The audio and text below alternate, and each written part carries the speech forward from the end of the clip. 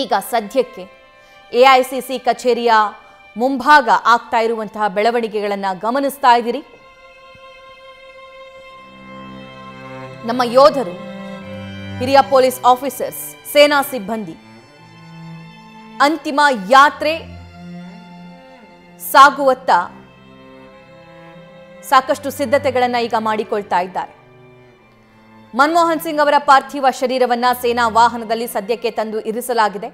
ಅಲ್ಲಿ ಶುಭ್ರ ಹೂಗಳಿಂದ ಆ ವಾಹನವನ್ನ ಅಲಂಕಾರಗೊಳಿಸ್ತಾ ಇರುವಂತಹ ದೃಶ್ಯ ನಾವು ಗಮನಿಸಬಹುದು.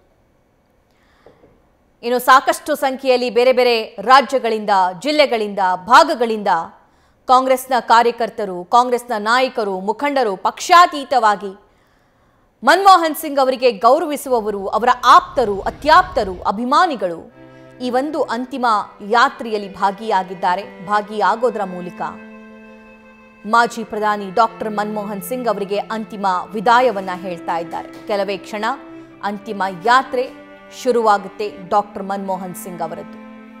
ನೀವು ಗಮನಿಸ್ತಾ ಇದ್ದೀರಿ, ಅಲ್ಲಿ ಸಿಬ್ಬಂದಿ, ಅಲ್ಲಿ ಬೇರೆ ಬೇರೆ ಮುಖಂಡರಿಂದ ಜಾಸ್ತಿ ಸೇನಾ ಸಿಬ್ಬಂದಿ ಕಾಣಿಸ್ತಾ ಇದ್ದಾರೆ, ನಮಗೆ ಪೊಲೀಸ್ ಸಿಬ್ಬಂದಿ ಕಾಣಿಸ್ತಾ ಇದ್ದಾರೆ. ಅಷ್ಟು ಬಿಗಿ ಭದ್ರತೆಯೊಂದಿಗೆ ಅವರನ್ನ ಕಳುಹಿಸಿಕೊಡಲಾಗ್ತಾ ಇದೆ.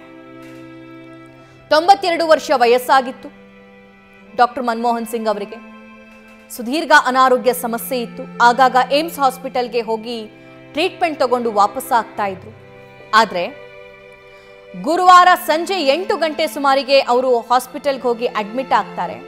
ರಾತ್ರಿ 8 ಗಂಟೆ ಸುಮಾರಿಗೆ ಚಿಕಿತ್ಸೆಗೆ ಸ್ಪಂದಿಸ್ತಾ ಇರಲ್ಲ ಅವರ ದೇಹ. ರಾತ್ರಿ 9 ಗಂಟೆ 50 ನಿಮಿಷಕ್ಕೆ ಅವರು ಕೊನೆಯುಸಿರೆಳೆದಿದ್ದಾರೆ ಅಂತ ಏಮ್ಸ್ ಮಾಧ್ಯಮ ಪ್ರಕಟಣೆಯನ್ನ ಹೊರಡಿಸುತ್ತಾರೆ. ಅದಾದ ನಂತರ ಹಾಸ್ಪಿಟಲ್ಗೆ ಸಾಕಷ್ಟು ಸಂಖ್ಯೆಯಲ್ಲಿ ಗಣ್ಯರು ಹೋಗ್ತಾರೆ,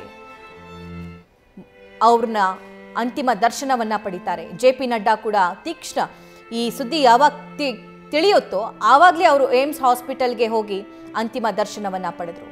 ಇನ್ನು ಬೆಳಗಾವಿಯಲ್ಲಿ ಕಾಂಗ್ರೆಸ್ನ ದೊಡ್ಡ ಸಮಾವೇಶ, ಗಾಂಧಿ ಸಮಾವೇಶ ನಡೀತಾ ಇತ್ತು. ಅದನ್ನ ಅಲ್ಲಿಗೆ ಮೊಟಕುಗೊಳಿಸಿ ಇಡೀ ಕಾಂಗ್ರೆಸ್ನ ನಾಯಕರು ದೆಹಲಿಗೆ ಪ್ರಯಾಣ ಬೆಳೆಸ್ತಾರೆ. ಆದರೆ ಸದ್ಯಕ್ಕೆ ಅಂತಿಮ ದರ್ಶನ ಪಡೆದ ನಂತರ ಅಂತಿಮ ಯಾತ್ರೆ ಶುರುವಾಗಿದೆ. ಆ ದೃಶ್ಯ ನೋಡ್ತಾ ಇದ್ದೀರಿ. ನ್ಯೂಸ್ ಫಸ್ಟ್, ನಿರ್ಭೀತಿಯಿಂದ ನಿಮ್ಮ ಪರವಾಗಿ.